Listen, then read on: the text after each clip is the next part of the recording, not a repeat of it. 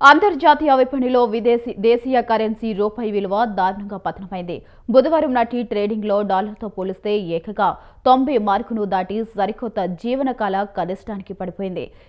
క్రితం సెషన్లో 89.96 వద్ద ముగిసిన రూపాయి విలువ నేటి ఆరంభం నుంచే క్షీణిస్తూ వస్తుంది.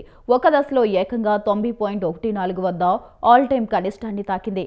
ప్రస్తుతం ఉదయం 10 గంటల ప్రాంతంలో 90.12 వద్ద ట్రేడ్ అవుతుంది.